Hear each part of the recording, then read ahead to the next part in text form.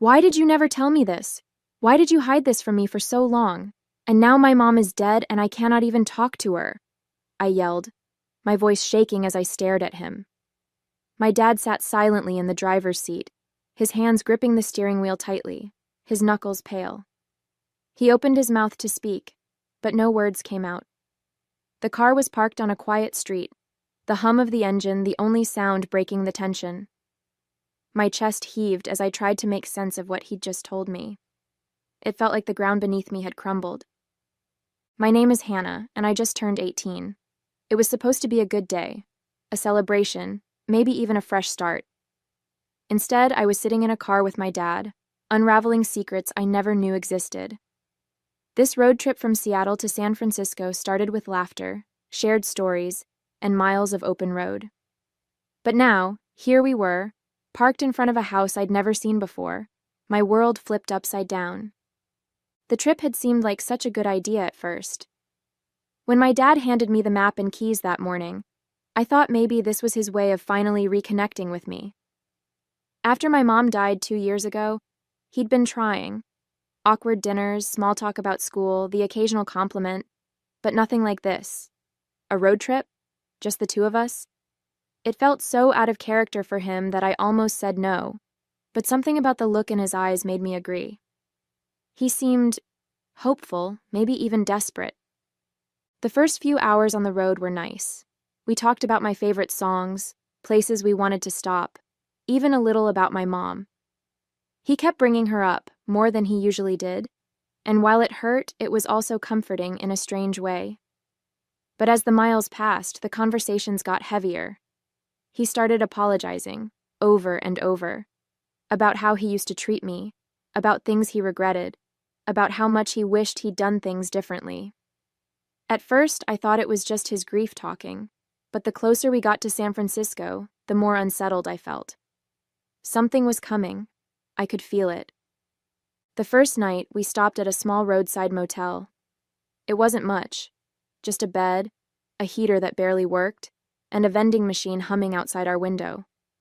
We grabbed dinner at a diner nearby, and I could tell he was trying to keep things light, but there was something in his eyes, a weight he couldn't quite hide. "You okay, Dad?" I asked as we sat across from each other, the fluorescent lights making the place feel colder than it was. He hesitated, his fork halfway to his mouth. "Yeah," he said, but his voice didn't match his words. He cleared his throat and forced a smile. "Just tired, that's all. It's been a long day." I nodded, but deep down I didn't believe him. There was something he wasn't telling me, and it was starting to feel like this trip was more than just a birthday celebration. As we walked back to the motel, I caught him glancing at me a few times, like he wanted to say something but couldn't find the words. I didn't push him. Not yet. Back in the motel room, I kicked off my shoes and sat on the edge of the bed, watching as Dad pulled his jacket off and hung it over the back of a chair. The silence stretched between us, broken only by the faint hum of the heater. Finally, I couldn't take it anymore. "Dad," I said, my voice softer this time. "Why do I feel like there's something you're not telling me?" He stopped, his back to me, and sighed deeply. "It's not the right time, Hannah," he said, shaking his head. "We'll talk when we get to San Francisco." He turned toward me, his expression a mix of hesitation and something that looked like fear. "Why not now?" I pressed. "We're here, just us. If there's something you need to say it." He rubbed his face with his hands, sitting down heavily in the chair. "It's complicated," he finally said. "I've made mistakes, Hannah. Big ones. Things I regret, things I can't change." He looked up at me, his eyes full of something I couldn't quite place. "Your mom always knew how to fix things, how to make things better. I didn't. And when she was gone, I didn't know how to be what you needed." I leaned forward, my heart pounding.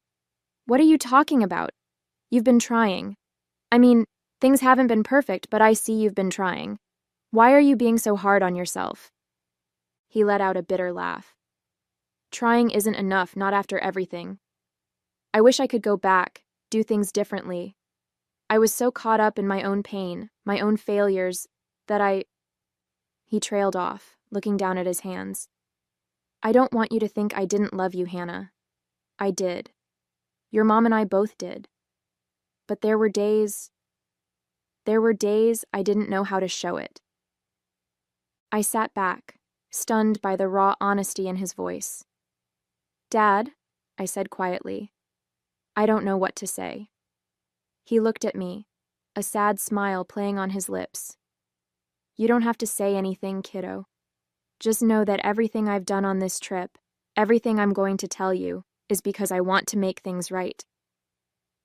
That night, as the room grew quiet and my dad's steady breathing signaled he'd fallen asleep, I lay awake staring at the cracked ceiling.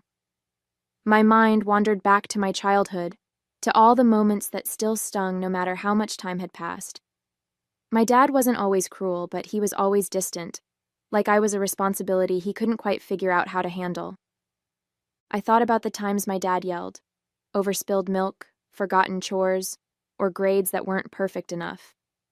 The harshness in his voice had been like a slap, leaving me small and uncertain, even when my mom would step in to soothe things. There were the disagreements that spiraled into full-blown arguments, his frustration with me palpable, though I never really understood why. I tried to remember moments of warmth between us, but they were few and far between. My mom had been my anchor through it all, the one who told me I was enough, the one who loved me without conditions. Without her, it was like I was navigating a storm alone. My mom was everything my dad wasn't. She had this way of making every moment feel special, like the world stopped when she looked at me. Her hugs could erase any bad day, and her laughter was the kind that filled the whole room. She never raised her voice, not once, even when I messed up. Instead, she'd sit with me, talk things through, and make me feel like I mattered. Losing her felt like losing the sun. Nothing's been as warm or bright since. Thinking of her calmed me down, and I felt asleep. The next morning, to find my dad sitting by the motel window, staring out at the parking lot. His shoulders were slumped, and the lines on his face seemed deeper in the soft morning light. When he noticed I was awake, he turned toward me with a small smile, but I could see the effort behind it. "Morning, birthday girl," he said, trying to sound cheerful. 18, that's a big one, huh?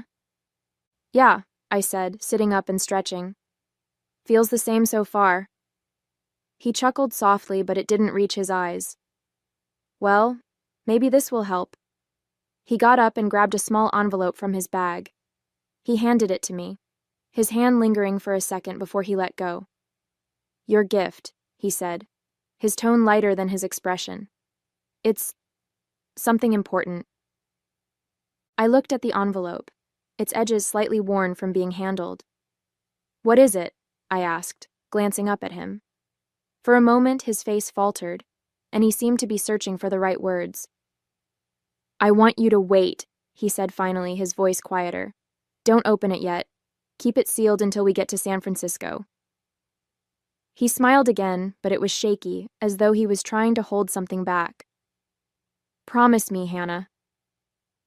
I nodded, tucking the envelope carefully into my bag. Okay, I promise. He exhaled, the tension in his shoulders easing just a little. Good, he said, standing up straight and forcing a brighter tone. Now let's hit the road. Birthday breakfast is on me.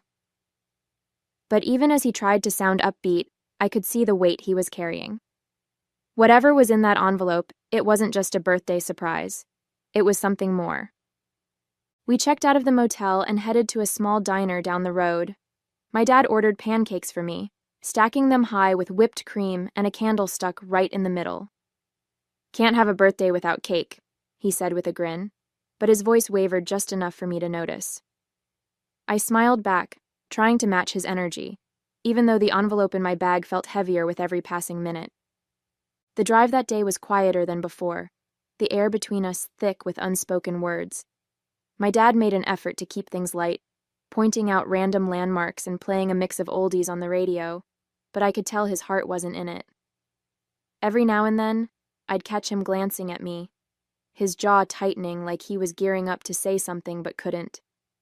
The closer we got to San Francisco, the more I felt the weight of something hanging over us, something he wasn't ready to share just yet. By late afternoon, the city came into view, its skyline outlined against the fading sun. My dad fell silent as we crossed the bridge, the usual hum of his chatter replaced by a deep, almost brooding quiet. I watched him out of the corner of my eye, his grip on the steering wheel tightening as the car weaved through traffic. "We're almost there," he said finally, his voice low. "We'll check into the hotel first." When we pulled into the lot of a modest hotel on the outskirts of the city, he parked and sat there for a moment, staring straight ahead. "You all right, Dad?" I asked, my voice tentative. He nodded quickly, but his eyes told a different story. "Just tired," he muttered. He got out of the car before I could say anything else, grabbing his bag and heading inside. I followed, my heart pounding with the growing sense that whatever he had to say, it was going to change everything.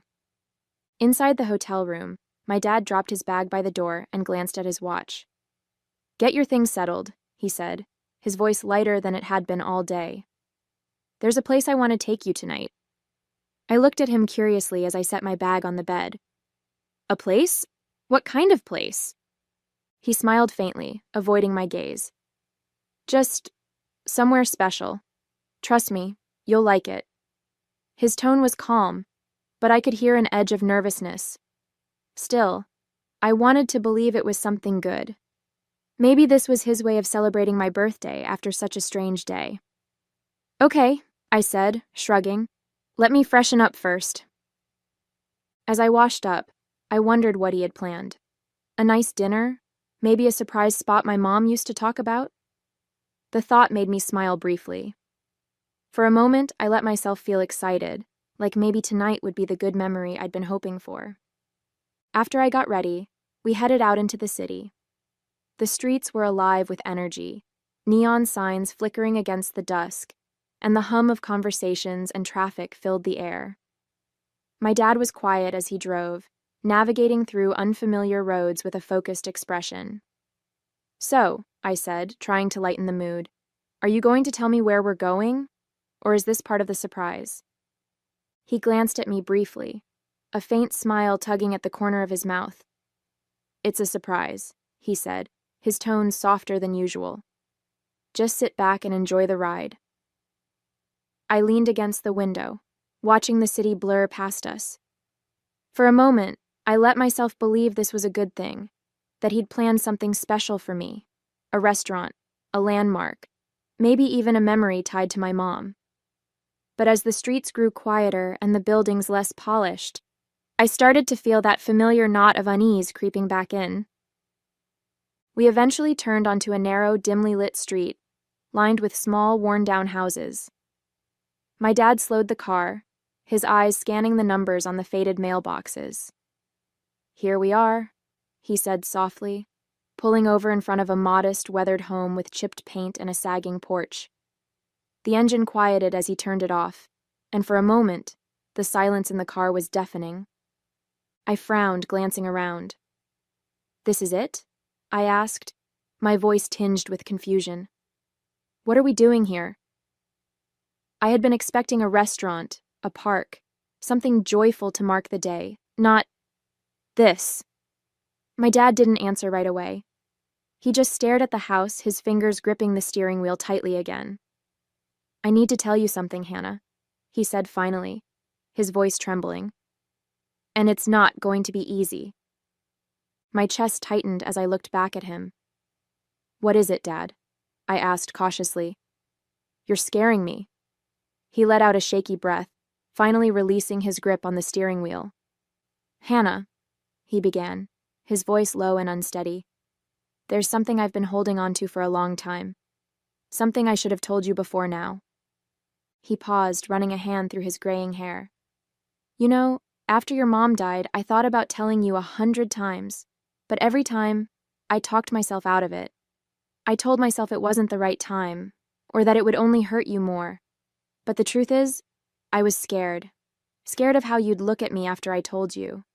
Scared of what it would mean for us." I stayed silent, my throat tightening as I watched him wrestle with his words. He continued, his voice breaking. You've probably wondered why I wasn't always the best dad to you. Why I was so distant when you were little. Why it felt like I was always angry or disappointed. And I hated myself for that, Hannah. I really did. Because none of it was your fault. Not a single bit of it. He took another deep breath, gripping the steering wheel like it was the only thing keeping him grounded. When your mom and I got married, we wanted kids so badly. She talked about it all the time, about what our family would look like, about how much love we had to give. But we couldn't. I couldn't. And that broke something in me. I felt like less of a man, less of a husband, because I couldn't give her the one thing she wanted most. I didn't handle it well. I became bitter, angry, and I shut her out when I should have leaned on her. He glanced at me briefly, his eyes glassy. But your mom, she was strong. She didn't let my anger break her. She wanted a family, and she convinced me that adoption could be just as meaningful as having our own child. She was right, of course. She always was. But I couldn't see it that way at first. I was too wrapped up in my own shame to embrace what we had. His voice wavered, and he looked down at his hands. When we brought you home, I wanted to be the dad you deserved. I really did. But every time I looked at you, I saw my own failure. I saw everything I couldn't give your mom. And instead of facing that, instead of working through it, I took it out on you. I put distance between us because I thought it would protect you from me. But all it did was hurt you. And I hate myself for that. Tears were streaming down my face now, but I didn't say anything. He wasn't done.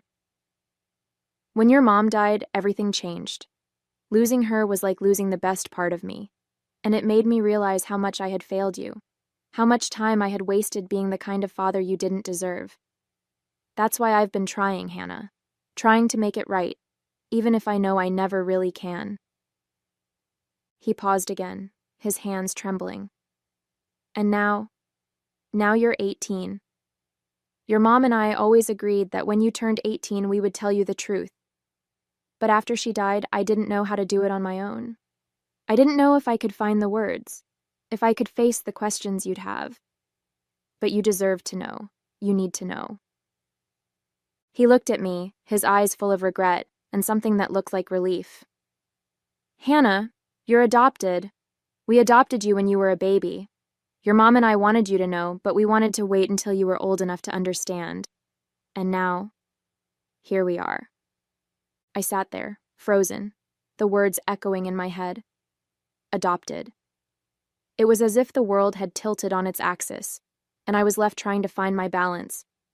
I opened my mouth to speak, but no words came out. My dad didn't move, his hands still trembling as they rested on the wheel. Hannah, he said softly, his voice breaking the silence. I know this is a lot. I know it's not fair to drop this on you like this. But I couldn't keep it from you anymore. The car felt suffocating, the air thick with everything he'd just said. I couldn't look at him. I couldn't do anything but stare at the house in front of us. The chipped paint, the overgrown lawn, it all blurred as tears filled my eyes. Why? I finally managed to choke out. Why would you wait so long to tell me? And now my mom's gone, and I can't even ask her. I can't even talk to her about it. My voice cracked, and I felt my chest heaving with the weight of it all. My dad's head dropped, his shoulders sagging as though the weight of my words had physically hit him. I know, he said quietly, his voice thick with emotion. I know I should have told you sooner. Your mom wanted to tell you earlier. She thought we should when you were younger, but He sighed, his hands gripping the wheel tightly again. I was a coward, Hannah. I didn't know how to handle it, and after she was gone, I didn't know if I could face it without her. I turned to him, my voice trembling with anger and sadness. And this house? What is this? Why are we here? He swallowed hard, his eyes fixed on the dashboard.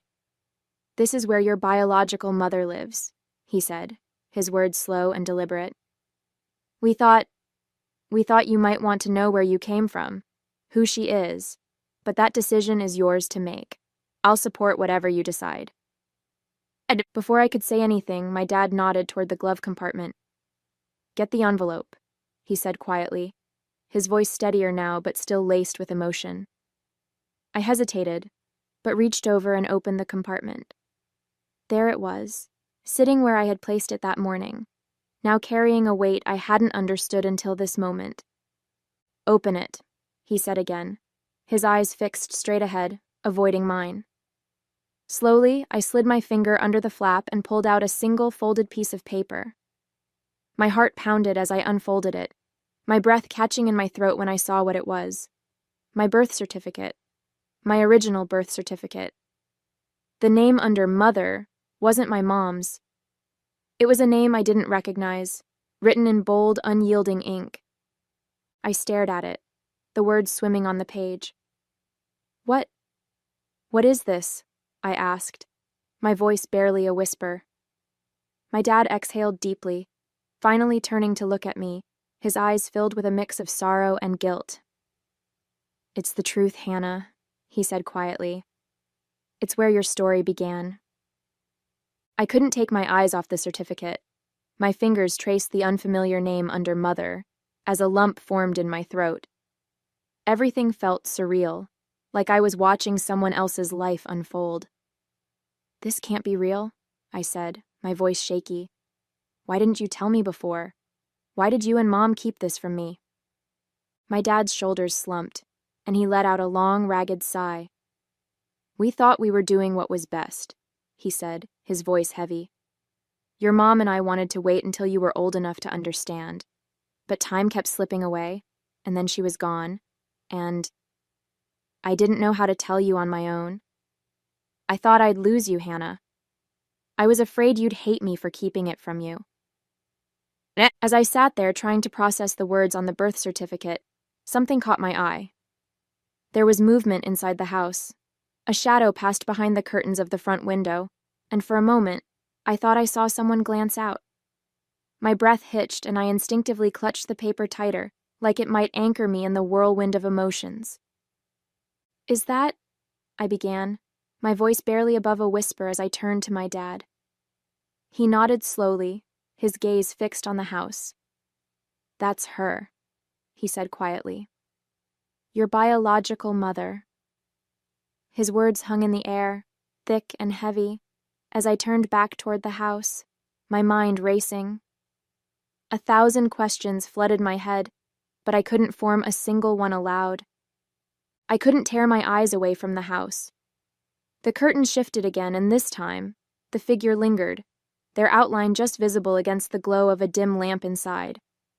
My chest tightened, and I felt a strange pull, curiosity, fear, anger, all tangled together. What do? I whispered, almost to myself. My dad didn't answer right away. He just sat there, his hands resting on the steering wheel, his expression unreadable. It's your choice, Hannah, he said finally, his voice steady but soft. I brought you here because I thought you had a right to know, but whether you want to meet her, that's entirely up to you. Whatever you decide, I'll be here.